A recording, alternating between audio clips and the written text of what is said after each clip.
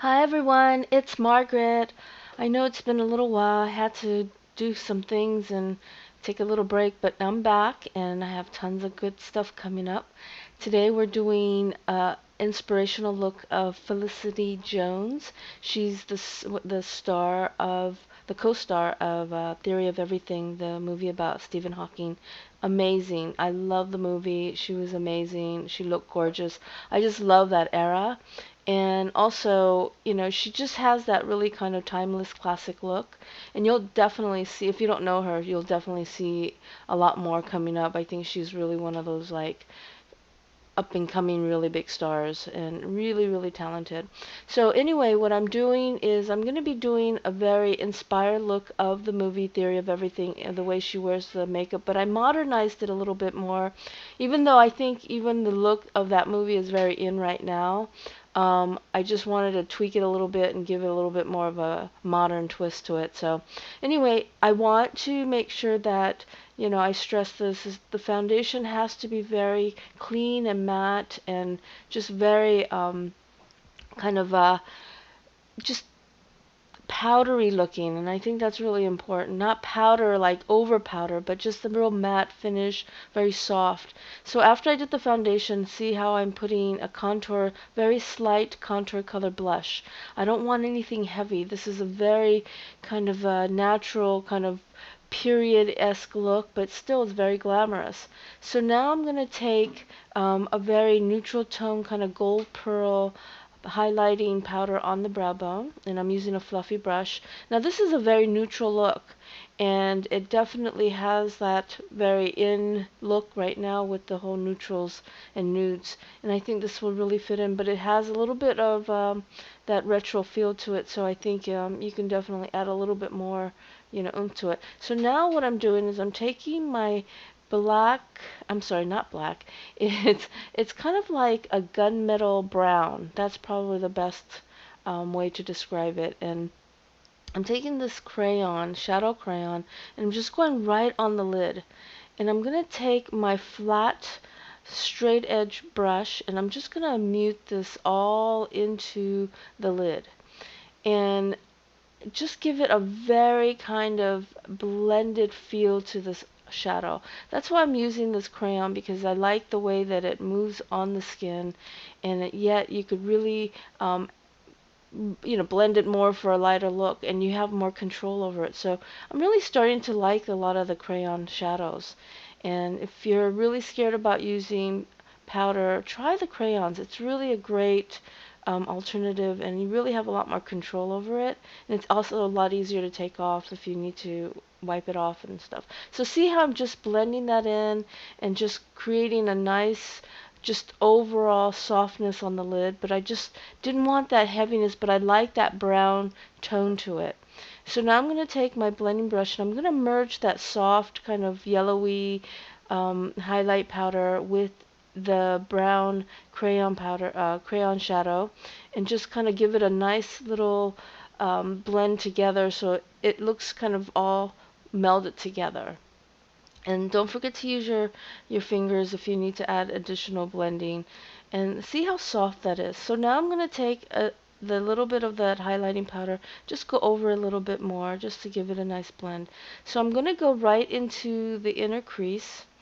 And with that, I'm taking my another straight brush and just really working the inner crease to soften it. I don't want any harsh lines, and this is a very blended look, as you can see. And then I'm going to go right on the lid part and add a little bit more depth to it. So I'm going to add a little bit more of that brown crayon color and then just kind of work it in a little bit more, but just more on the line area of the lash line area, just to kind of give it in. But you have to still blend it in, because I don't want any distinctive harsh edgy lines or whatever. So you're creating sort of like a gradation. So if you see how I'm moving up, I'm just kind of moving it up, but still creating that nice gradation to everything, so that everything looks so all uniformed, and it gradiates in a very clear fluid pattern. And see how that is? It's just so soft, and yet it has a nice impact to it.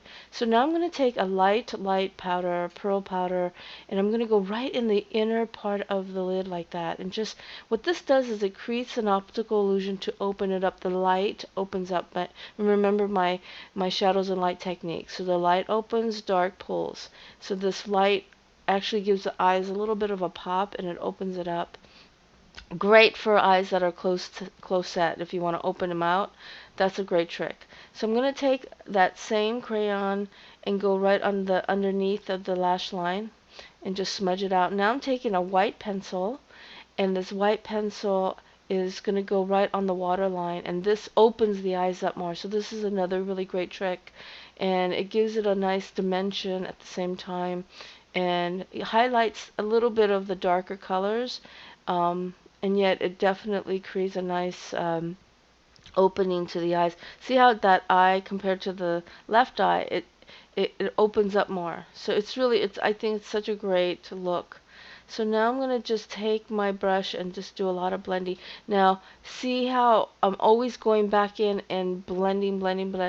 That's really important with this look, because everything is very blended, and yet it's all kind of, you know, gradiated together. So I'm going to take a little bit of that soft contour blush color that I used on the cheek, and I'm just going to go right underneath that brown, that gunmetal brown that I used on the lash line. Just go right underneath and edge it, and that actually softens it. So I'm taking her brows, and I'm just going to really just soften it with just brushing it out using her natural colors. I'm taking my complexion brush here and just blending everything in, because I want everything to be soft, matte, and just really nicely blended together. So now I'm going to take my brow powder and my brush and just kind of go over the brows just to give it a little bit more definition, and just a little bit of color, but not too much. I'm going along with my model Rebecca's natural line, and I'm just going to give it a little bit more pop, and powders will tend to soften as you wear it, so it's really a nice alternative than using pencils. I'm going to take super black mascara and just give it a nice coating on the lashes. Now, if you like my techniques and you want to learn more, you can definitely go to my online training at www.mkcbeautyacademy.com. It's a fantastic lesson plan. It's really affordable. You can do it at your own pace. If you are a YouTube subscriber, you will get a nice discount. And if you're also interested in coming in and taking an in-person training, you can do the complete program, or we can do a customized training, anywhere from 1 day to 2 weeks to 6 weeks. And really, we could really work with your budget. So definitely check it out, www.mkcbeautyacademy.com.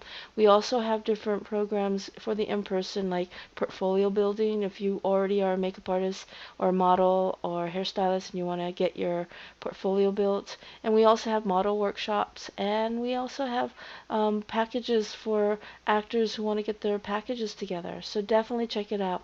So now I'm going to go underneath the eyes again with a little bit more of that darker contour color, and just give it a little bit more of that softness and blend, but it also creates a nice smoke.